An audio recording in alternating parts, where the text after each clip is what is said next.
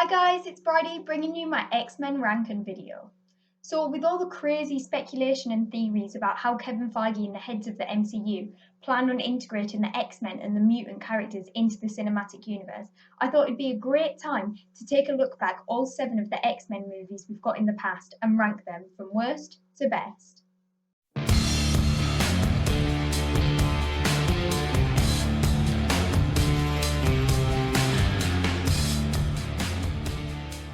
Now, before we begin, I just want to say that this is by no means a definitive ranking of the X-Men movies, but rather just my personal opinion. Also, please note that when I say the X-Men movies, I do mean the X-Men team only movies and won't be included the solo Wolverine films or the Deadpool franchise. Now, with all that being said, let's get into the ranking.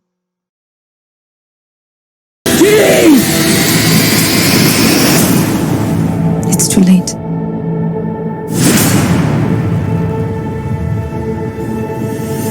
Now, kicking us off in last place, we've got the newest release of the X-Men franchise, X-Men Dark Phoenix. So I'll begin with the points that I didn't quite like about the film, and then I'll move on to the more positive side. So the main things that I didn't like about the film is I'm not a massive Jean Grey fan in general, so having a movie all about her didn't really appeal to me that much because I want to see less of Jean on screen, and this movie is all about her.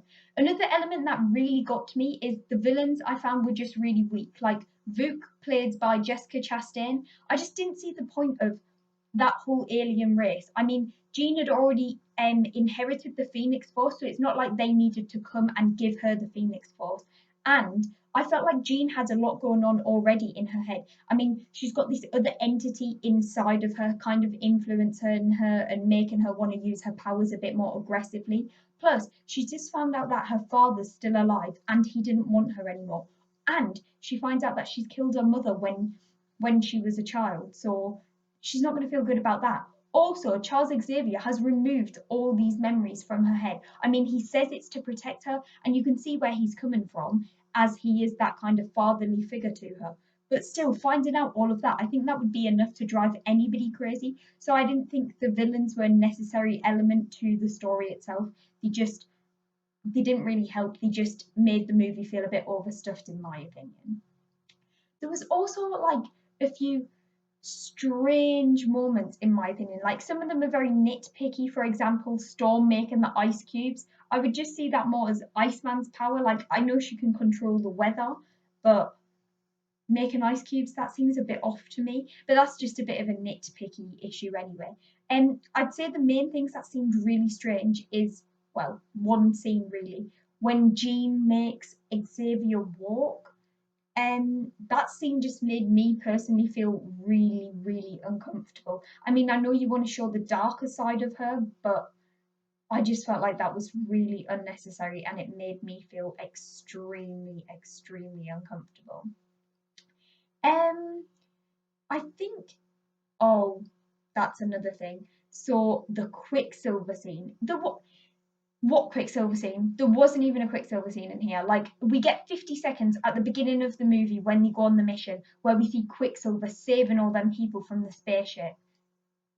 But it doesn't even have any music. It's not like the Time in the Bottle or Sweet Dreams one from Apocalypse and Days of Future Past. It's nothing like that. Also, he is a great character. His power set is so phenomenal. So I don't know why they don't want to utilize that in the films, especially considering in the previous 2 films that's been the best part of the films, and a lot of people have given them a lot of credit for the way them scenes were shot in them films. But in this film, they just completely get rid of his character. I mean, he's got the beginning bit. He makes a few quips which are really funny. Again, Evan Peters, great actor, great in this role, great character. And then they go and fight Jean at her home. He gets knocked out, and then he's just out of the rest of the movie. They just completely wasted his character, complete waste of potential, and I was really disappointed with that. That being said, though, there were some positives of the film. First of all, Hans Zimmer's score throughout the film was absolutely amazing. There was only one point where I felt like it got a bit over dramatic when Jean first goes to visit Magneto on Genosha, and it's really intense when he first comes out. I think it's just to give him that like intimidating presence that we all know Magneto has a little bit, but I did think it was a bit over dramatic at that point. But other than that, Hans Zimmer's score throughout the film, absolutely amazing in my opinion. I also have to give great credit to James McAvoy and Michael Fassbender because even though they don't get too much character development in this film, and I wasn't like a massive fan of either of their characters in this film, their performances are still always great. So I want to give credit to them, just like all the films they've been in, they're always great.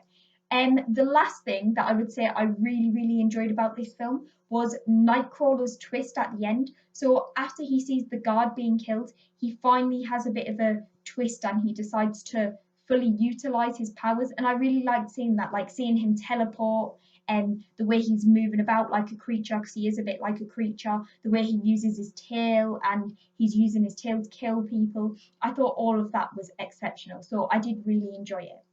I mean, the movie as a whole, I did really enjoy it still because being a really biased Marvel fan, I enjoy all the content based on Marvel characters. But I just think for the ending of the Fox X-Men franchise and as a whole, it had a few more negatives than it did positives, and it was just a little bit disappointing, sorry, on the whole. So moving on to number six, we've got the original X-Men released in 2000.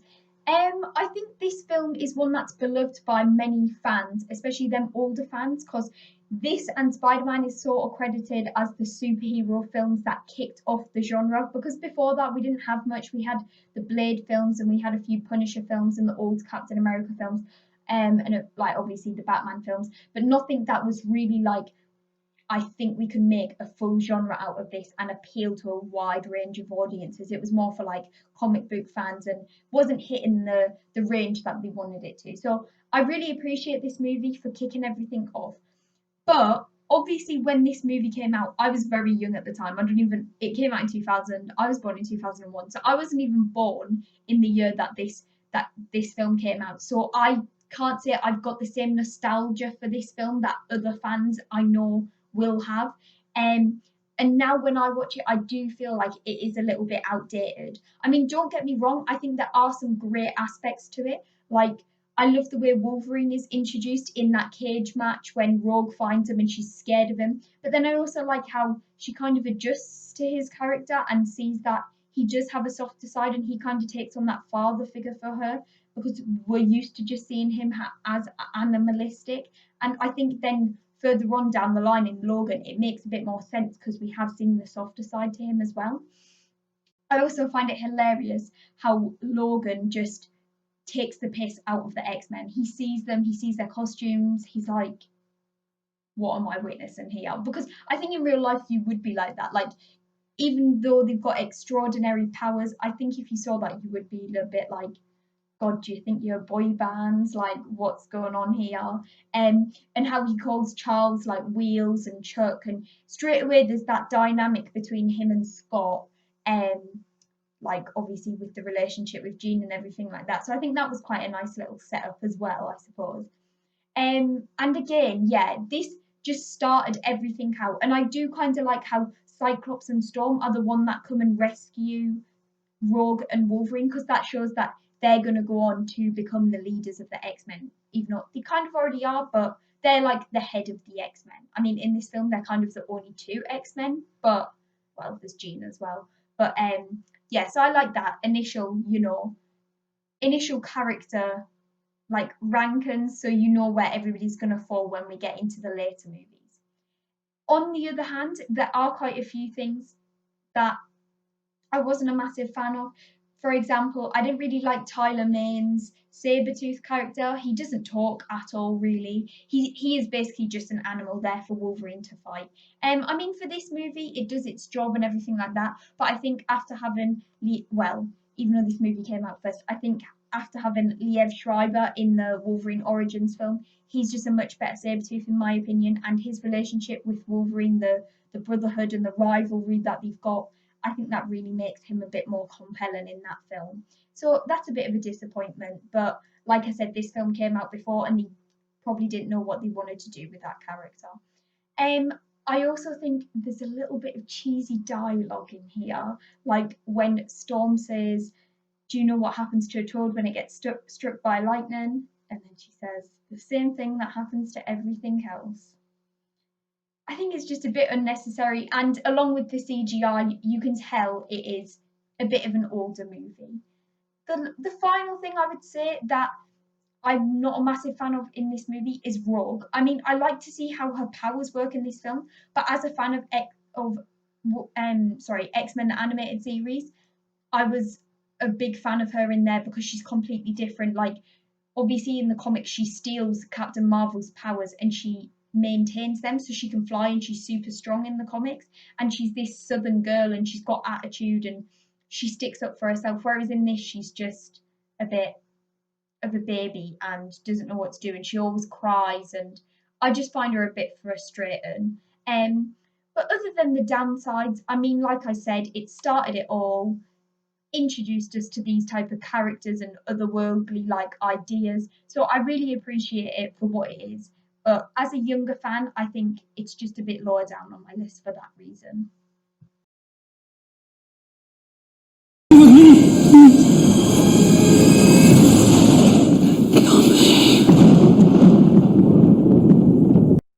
So coming in at number 5, I've got X-Men The Last Stand.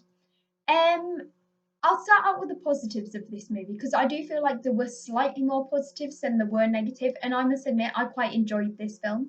I was very young at the time when it came out, but I remember watching it and, well, at first I was terrified because Jean turns into the Phoenix, and when she kills Xavier, I thought the special effects were really good in that scene. I remember I was absolutely terrified as a kid, so I think they did a good job there. Um, but yeah, so I'll get into some of my positives. I really liked the introduction of the Danger Room and Storm and Wolverine training the younger generation of X-Men who would eventually become the like fully utilized team of the X-Men. So they've got obviously Bobby Iceman in there, they've got Colossus, they've got Kitty, Shadowcat in there. So I really enjoyed seeing that, how they were using the Danger Room to train them up as the X-Men, because in the comics that's what they are. They train themselves every day to go out and fight to help civilians and everything like that. So I really enjoyed seeing that and getting to the roots of what the X-Men really are. I also liked seeing Storm in that leadership role because in the comics she is a massive part of the X-Men. She's one of the definitive leaders of the team alongside Scott. I mean, I think it is a massive shame that Scott doesn't get that role as well, and instead he's replaced by Wolverine, but we'll get into that a bit more with the negatives. Another thing I really, really enjoyed about the film was Kelsey Grammer's appearance as the Beast. I thought he did an exceptional job, and his performance as like a politician as well as the aggressive side of him I thought was great. And I really liked how Wolverine and Beast do make a bit of a joke. Like Wolverine mentions he's just used to seeing him in like business suits and being all intelligent and political, but he also sees him in the end battle and sees a bit more of the aggressive side of him. So I really enjoyed that as well. I'm also a massive fan of Shadowcat and Colossus, and so seeing them in this film in a bit of a bigger role, I really did like. I love Shadowcat's powers, so I quite enjoyed seeing them utilised when she's fighting the Juggernaut in the end, and just how she works with other people and things like that. So I did really enjoy that, and again, seeing Colossus and the fastball special when he's throwing Wolverine and all of that, I thought that was extremely good. The only thing I would say with Shadowcat's character is I didn't really like how they were trying to connect her with Bobby and making a relationship there. I mean, I think the main reason behind that was because they wanted to force Rogue into feeling like she needed the cure, but I just felt like it was a bit unnecessary and overstuffed the movie a bit more than it needed to. So that ties me into the negatives a little bit. I do think the movie as a whole was a bit overstuffed. I mean, they were tackling the mutant cure and the Dark Phoenix, which realistically could both be a film or even two films on their own. So trying to tie it all in together was a bit of a big step and a lot to try and tackle all in one movie. Even though I must admit, I think because there is so much going on, it's very rewatchable in my opinion. It seems to go very quick, and it might not always flow smoothly, but I think it does seem to go quick and you can rewatch it because there is a lot to focus on and there's a lot going on, but not to the point where you're a bit like confused as to what's going on. Um, I think it's got some great action scenes in as well. I really enjoyed the final battle, and I love the scene where Magneto lifts the bridge. I think that's all really good. But there are a few characters that are obviously underutilized, like Angel. I think it was a bit weird introducing his character, and some of the Brotherhood of Mutants. Like we've got Psylocke in there, but she's not really Psylocke. So yeah, that's a bit of a shame. Also, they kill Scott off screen. I know that was quite controversial, and I'm also not a massive fan of it. Like, I wasn't a big fan of the Cyclops character, and I could tell from the first two movies they weren't going to be making him the character that he is in the comics because he's completely different. He is the head of the X Men. He's just a completely different character in the comics to what we'd already seen in X Men 1 and X Men 2. So I wasn't really disappointed that they killed him off, but I just think they shouldn't have killed him off screen. I think that was a bit disrespectful. Like I know they hint at it, but I would have liked to seen him in his final appearance to at least put up a tiny bit of a fight, you know? The only other thing that I would say is obviously the X-Men continuity is a bit all over the place and it's very obvious in this film. So at the very beginning of the film, we see Patrick Stewart and Ian McKellen go to visit a young Jean Grey, and Patrick Stewart is walking about, even though in X-Men First Class we see him get paralysed. So the continuity is very off, and the CGI in this scene is extremely bad. So it does take you out of the movie for a moment, but I think for the time it was fine, and it doesn't really affect the rest of the movie. It's just a little introduction to Jean, so it didn't take me out of it too much. So I think as a whole, I actually really enjoyed this movie, and a lot of people give it a lot of hate and things like that. Whereas I would say I'm quite a big fan of it. It just ranks still quite low on this X Men movie list because I think there's been some great X Men movies. I've never felt power like this before.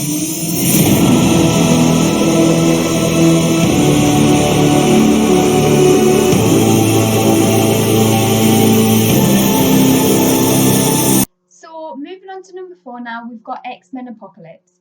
Now this was our first introduction to the younger generation of the X-Men, and I must admit I think they did a very good job with the casting. But I also admit I wasn't really happy with the writing of some of the characters, in particular Jean Grey. She's a major reason why I didn't like this movie as much as I wanted to. In the end battle, she's so useless and annoying. She's telling everybody else what to do while she sits there and does absolutely nothing. And she's such a cocky character in this film. Like she when she gets introduced to Scott, say for example, so he's clearly got something on his eyes. Clearly, I don't know if it's a blindfold, glasses, something like that. She walks into him. She walks into him, or they walk into each other, and she says, "Watch where you go."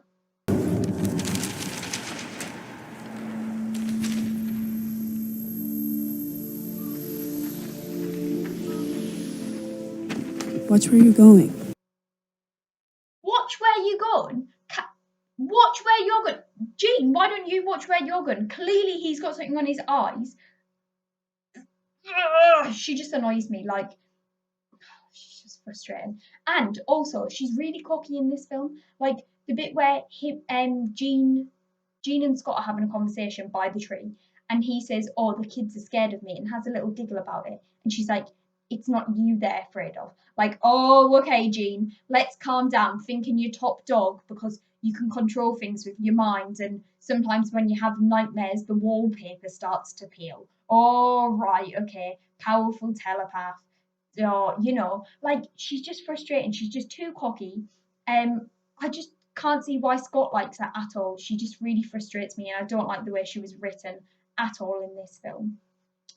Another element that really, put me off the film a bit is I obviously watch X-Men the animated series, and Apocalypse was one of the greatest villains, and he still is and always has been one of the greatest X-Men villains. Very intimidating and just all powerful.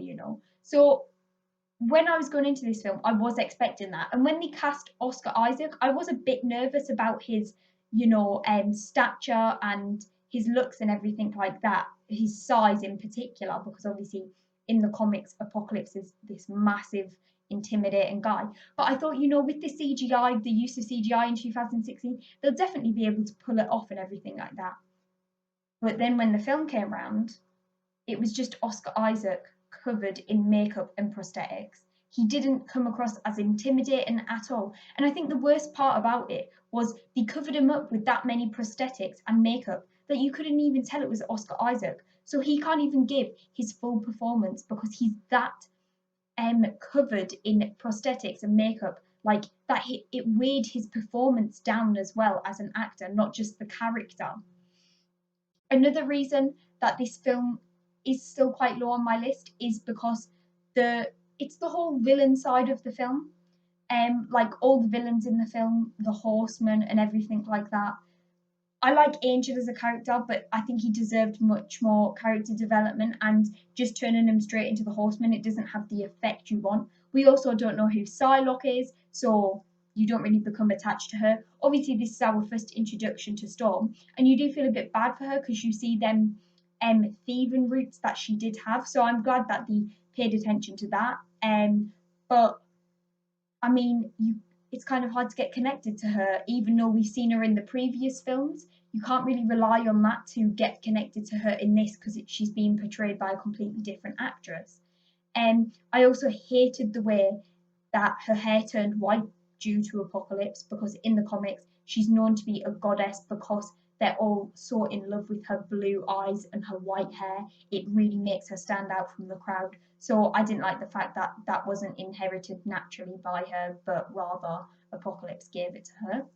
I think the angel transformation scene was okay, but after the end battle scene, what happens to the four horsemen? I mean, Psylocke runs off. She's got hardly any dialogue. I think she's got like one or two lines in the film, so she seemed pretty pointless. Angel, I think he gets killed or he gets trapped by Nightcrawler. One of the two. You never really find out, to be honest. And then obviously Storm transitions over, goes to work with the X-Men, and Magneto's. He's never fully with the X-Men, but he's not against the X-Men, so you know. And so I just felt like the whole Apocalypse and Horsemen of the Apocalypse really brought the movie down when you're expecting it to be a big, obviously apocalyptic film and ending of the world. I think it was just a little bit disappointing. But I must admit, I thought the Magneto storyline with his family was extremely, extremely good. I really enjoyed that. And again, Michael Fassbender always gives a great performance. I also really enjoyed the Quicksilver time as I did in Days of Future Past. I'm still not sure if this one or the one in Days of Future Past was better because they're both incredible. Um, but yeah, it's just another great scene, and I like Quicksilver. I'm happy with the fact they used him a bit more in this film because he's great in Days of Future Past, but then he kind of does just wander off, and then we don't see him again in the film. I like how it's revealed that he's Magneto's son, but then he's debating whether or not to tell Magneto, which he doesn't in the end. I think that's quite a nice little undertone though, because it makes you think, is he going to tell him in the next movie? So I enjoyed that as well. I also think the beginning of the film was outstanding, and I really enjoyed seeing the old horseman of the apocalypse and how Apocalypse does his transformation. So he puts his consciousness into a new body, a new healthy body. I thought that was really interesting, and how devoted his old horsemen were to protecting him. Like all of them die at the end, but before the last one dies, the last thing she does is make sure he is protected. So he can go on and survive in the future. So I really enjoyed all of that as well. Um, yeah, I do think overall this is a good movie, but like I said, there are a few aspects to it that just, make it a bit low on my list because some of these X-Men films that we've had in the past have been absolutely great.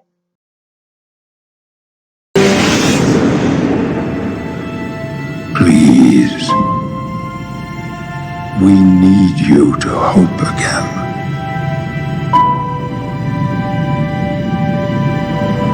So moving into the top three now, we've got X-Men Days of Future Past.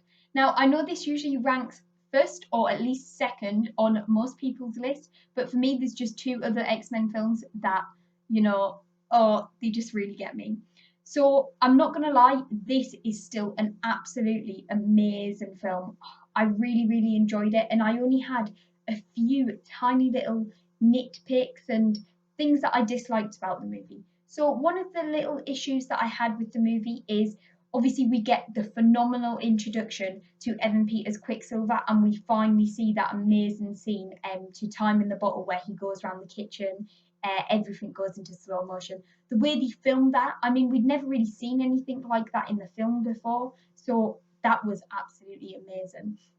That's where my issue came from though, because after we see that amazing scene with him, they kind of just write him off and he goes home and we don't see him in the rest of the film, which is a bit disappointing. But then again, when I think about it, if he was in the rest of the film, I feel like a lot of the issues could have been resolved a lot quicker with him in it due to his power set and everything like that. So it does kind of make sense, but it's also a bit disappointing, especially when you're really in love with the character.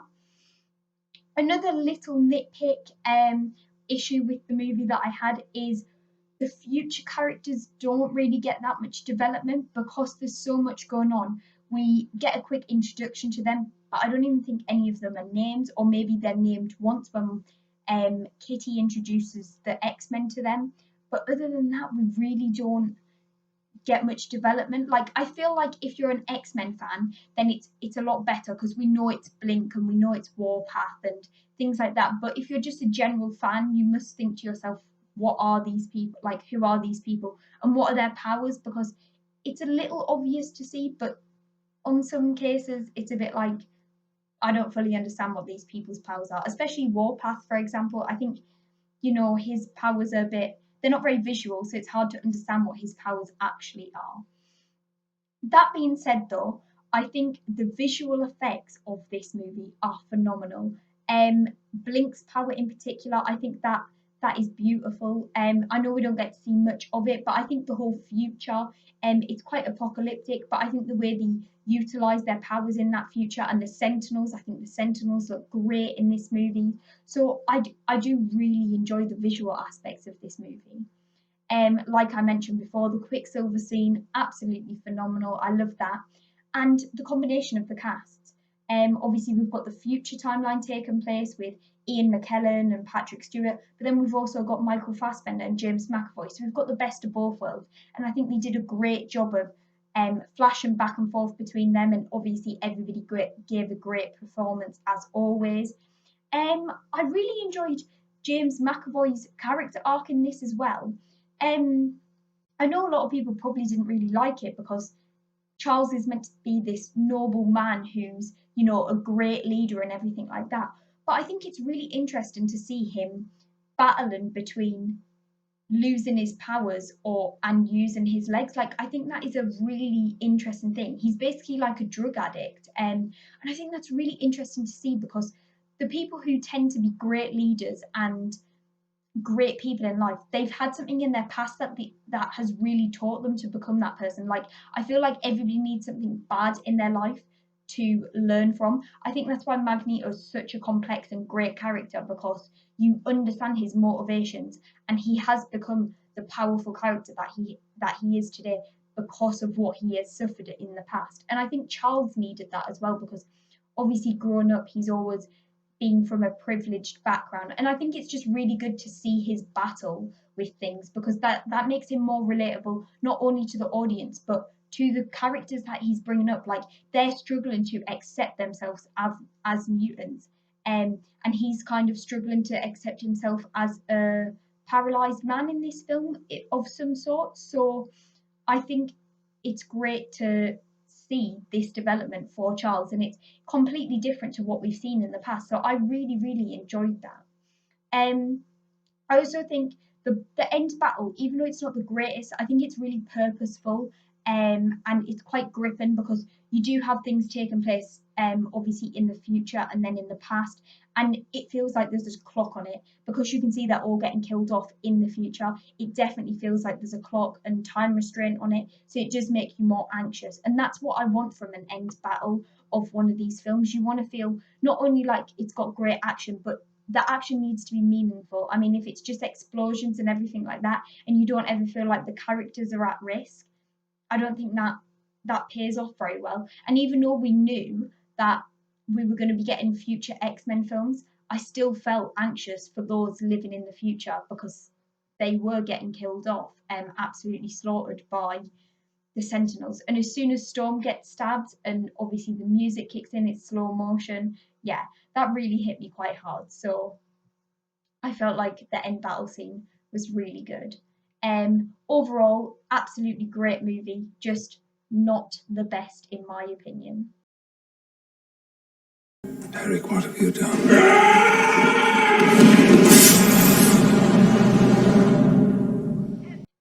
Now, coming in at number 2, I've got X-Men 2, X-Men United. So, what really is there to say about this movie? I personally don't think I've got any downsides to this movie. I think everything that I can remember and have picked out is a positive of the movie. This came out when I was very young, but even now rewatching it, it doesn't seem dated at all. It's just a great film. It always was. Growing up watching it, I always thought it was an exceptional film, and still to this day, I absolutely love this film. So let's get into the main things that make this such a great film. Let's begin with the opening scene. So, your introduction to Nightcrawler and just the whole opening scene in that White House, his use of powers, it's quite scary. Um, it's so quick, it's just an absolutely phenomenal opening. It does show how mutants can be obviously very dangerous and how they could use their powers to do anything, like we see a bit later on with obviously Mystique breaking into confidential buildings and everything like that. It's just a great opening scene. We also have another amazing scene in this film with the mansion scene. So Stryker and his task force come in, and we see Wolverine fully realised at this point in the film. Even though it's only PG-13, it's still an absolutely great scene. And I love the way as well, you see that recognition on Hugh Jackman's face when he sees William Stryker and he calls for Wolverine. Even though Wolverine doesn't fully have his memories, you can see that recall on his face where he's like, I know this guy in some way, but you can see him battling because he doesn't remember a lot of his past, so he doesn't fully remember who Stryker is, but you can see a little bit on his face that there's something about this guy that he doesn't like and he definitely recognizes. Then at the end, you've got the Wolverine versus Lady Deathstrike scene. I think this is one of the best scenes in all of the X-Men films. Great action. I mean, it's got a bit of music, but the sound of the claws scratching against each other, and just all of that, just it makes for a great battle scene at the end.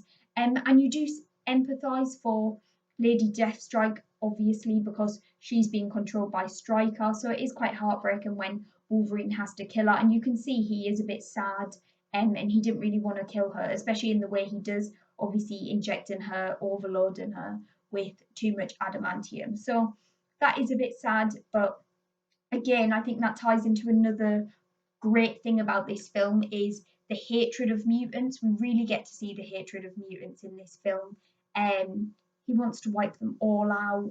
You know, Stryker just absolutely despises mutants, even to the point where he's tortured and he uses his own son, who is a mutant, to get at the other mutants. And I think that's another great thing about this film. It does show how dangerous the mutants can be. I mean, we see Jason, Stryker's son, he's controlling Charles, but then we see Charles is able to pretty much wipe out a whole race of beings. He can either wipe out all the human beings or he can wipe out all the mutants. It does show just how deadly telepaths can be and how harmful the mutants can be. But luckily, it makes us realize that it's very good that Charles and the X-Men are good people, because if they weren't, then the world would just completely be in chaos. Another great thing is I actually like the way they set up the Phoenix in this. I mean, it's a slow burn. Jean dies, and you do feel it because everybody really cares about Jean. And I like this a lot more than the newer Jean because the new Jean seems very selfish. And I've never been a fan of the Jean Grey character, but I like it in this. I like her in this film because she she's sure she's not selfish at all. She's very selfless actually. And I like the fact that she's stopping everybody else from using their powers to go and help her out, and everything like that. So it does again show how powerful she is. And the little tease, obviously, she stops the water.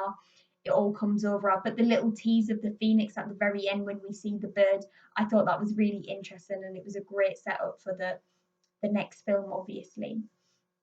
I would say the final thing that really makes this film for me is actually Brian Cox as William Stryker. I thought he did an exceptional job in this role, and I felt really intimidated by him. Even though he's, not the most intimidating physically, I felt his, intelligence and just hatred of the mutants. I really felt that, and he intimidated me in the movie. So I think his performance is just exceptional, and again joins in with the great performances of the other cast members. So yeah, for me, this is just a great film, and it starts and it just doesn't stop moving in my opinion. It's an extremely rewatchable film, and ever since the first time I watched it, I've always loved it, and I'll continue to love it to this day. Killing will not bring you peace. Peace was never an option.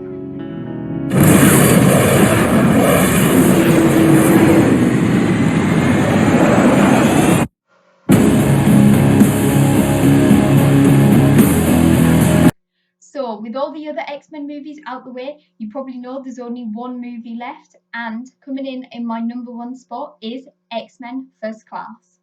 So, I know this might be quite controversial for many people, but this is just what I want from an X-Men film. I mean, a different kind of X-Men film though, because it is an X-Men team movie, but it's more focused on Charles and Magneto. I'd say a lot more Magneto. Like, this is what is so good about it.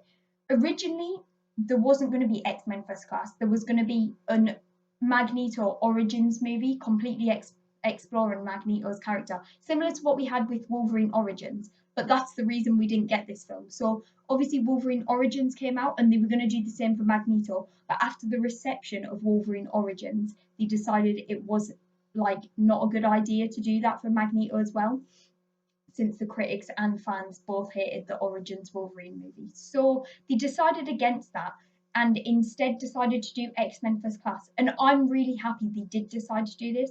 I mean, don't get me wrong, it would have been really fun to see a Magneto solo film, but I think what they did in this film greatly established who Magneto is as a character.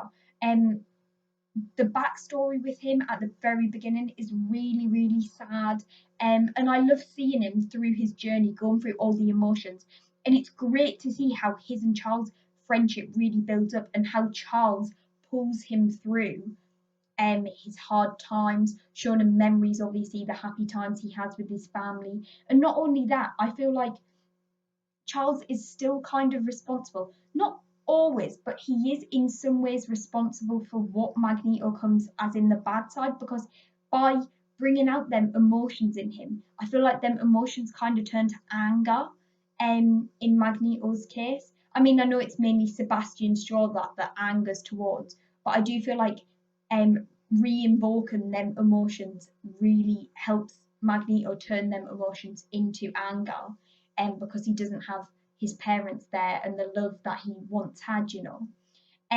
So they did a great job. It basically does feel like a Magneto Origins film, but that's why it's such a good film because they also do a great job at establishing Charles.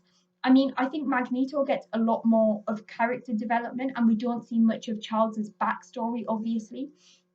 But even the little snippets of Charles's backstory we do see, like we see him go into the kitchen. Obviously, Mystique is pretending to be his mother, and we don't see much of his childhood. But he says, "What are you doing?" And she says, go to bed, I'll make you a hot chocolate. And he says, my mother would never say that. Who are you? He shows his powers, to Mystique. And it's nice to see how she's like, oh, I'm not the only one, and how he accepts her as well.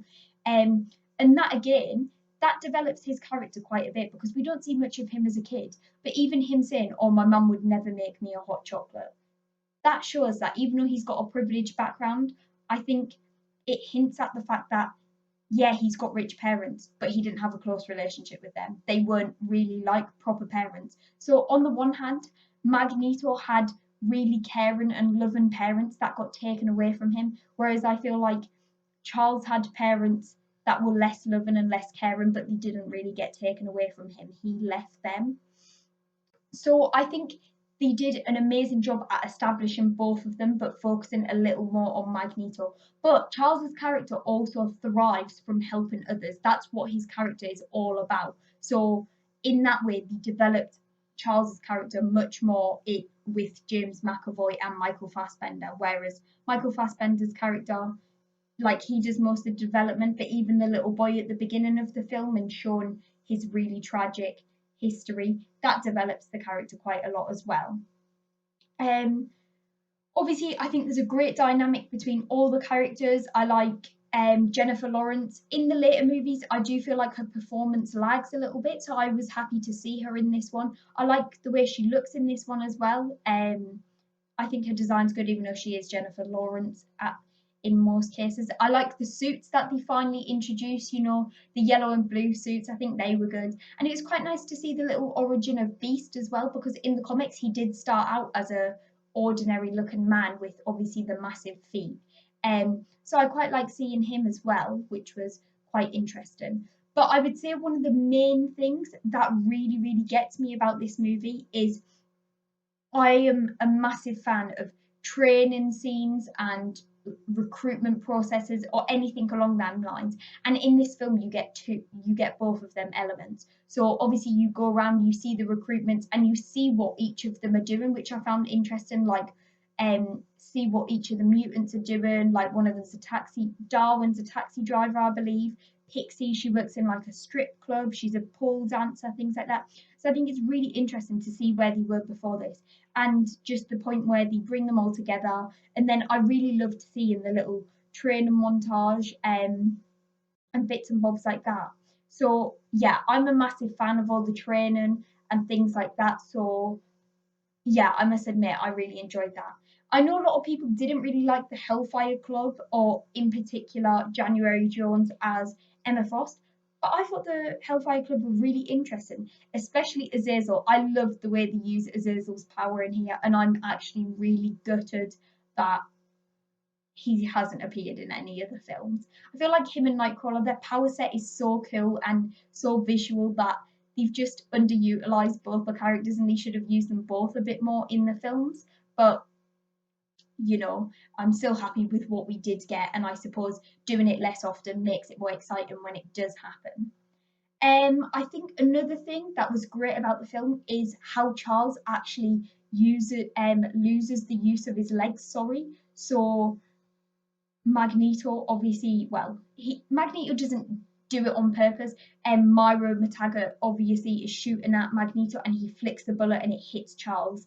I thought that was a massive shock to me, and I didn't know that was going to happen at all. So I did really enjoy that part, and how that is the ultimate divide, and that's when you see Charles and Magneto, break apart. But it's not because he's been paralyzed. You just see they've got different ideologies. Like, Magneto thinks she's done it, and Charles is like, this is your fault. And I think that all comes as well from another great part of the film, Sebastian Shaw's death scene.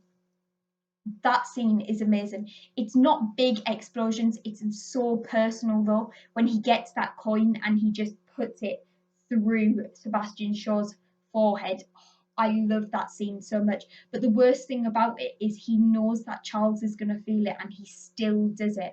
And I think that shows that his anger and hatred towards this man just, it outweighs everything else about his personality. and I think it's one of them things where once he knows he's done that to not only Sebastian Shaw but his good friend Charles, he does sort of know that he's fit into this role of becoming a new person and somebody who is very willing to kill and is driven by his anger and emotions. Um, so it's obviously the whole film is basically a setup for Magneto and the split between the two of them. And I just think what it set out to accomplish, or like obviously being a setup movie for Magneto and Charles, I think it does that in spades. It completely accomplishes what it intended to. Great character development, great cast. Overall, just an exceptional movie in my opinion. So rewatchable. I just love this film. There's nothing that I dislike about this film. I genuinely love it all. I'm not a fan. There's a few actors that I don't really like watching, and Kevin Bacon is one of them. I don't know why, he just frustrates me in everything I've seen him in. I did not mind him one bit in this film, and that's why I know this is such a good film, because usually if an actor annoys you, he or she will annoy you in everything you see. But in this film, I completely forgot it was him. He basically was Sebastian Shaw for me in this character. I disliked his character as I was meant to, but the part that it was Kevin Bacon, that did not influence my opinion at all. So yeah, I just think that this is such a great, great movie, and that's why it comes in at number one on my list. But what do you guys think? That's the main thing. Like, I already know my opinions. You guys now know my opinions. And that's all well and good. But my opinions are going to be boring if I don't have somebody to discuss them with. So please jump down into the comments and let me know your ranking of the 7 X-Men movies. I hope to see you on the next video, guys. Have a great day. Bye. Hi guys, it's Brady. Thanks for watching the video. Please remember to like, subscribe, and hit that notification bell to receive any updates on new videos I've got coming out.